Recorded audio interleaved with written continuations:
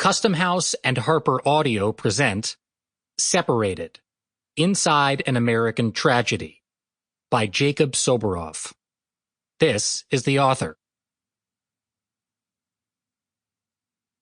For Nicole, Noah, and Lucia. Family separation and reunification. Timeline of key events. March 2017. DHS Secretary states publicly that DHS might separate families who enter the United States without authorization. Weeks later, he announces DHS will not pursue the policy. April 2017.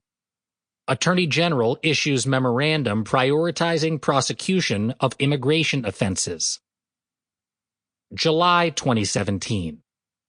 El Paso sector of CBP implements policies resulting in increased family separations. February 2018. Miss L versus ICE lawsuit is filed. April 2018. Attorney General issues memorandum instituting zero-tolerance policy at DOJ. May 2018. DHS adopts zero tolerance. The Attorney General publicly announces the policy's implementation at DOJ and DHS. June 2018. President Trump issues executive order directing DHS to detain migrant families together. June 2018.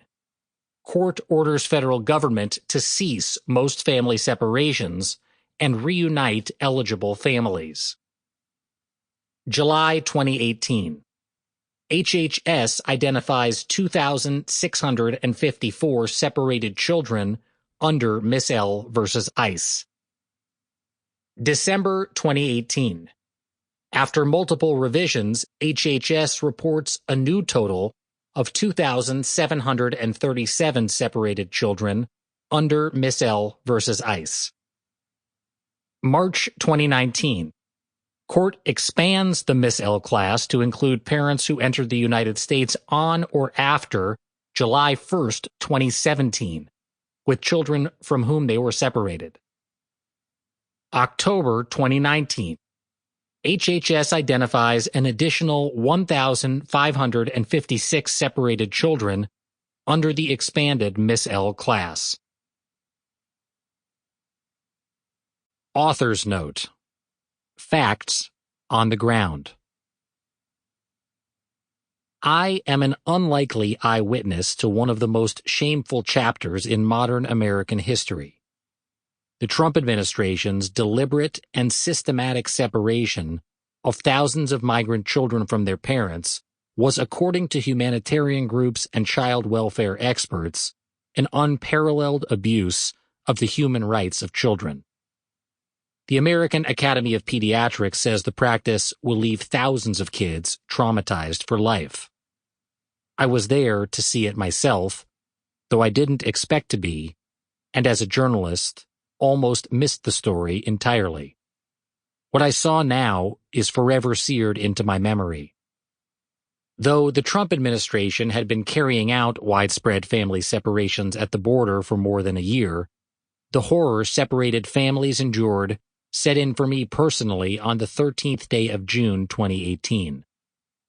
I could feel the thickness of the air as soon as I walked off our United Airlines flight at the tiny Brownsville South Padre Island International Airport in South Texas.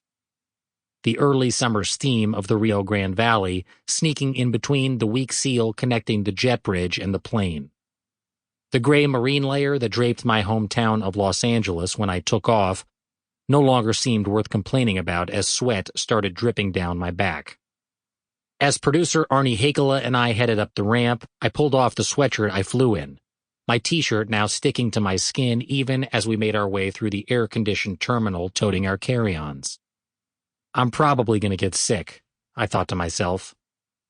We headed past the baggage claim, out the doors, under a row of palm trees, and across a small parking lot to pick up our rented minivan. We had rushed to Brownsville, not far from where... Sample complete. Ready to continue?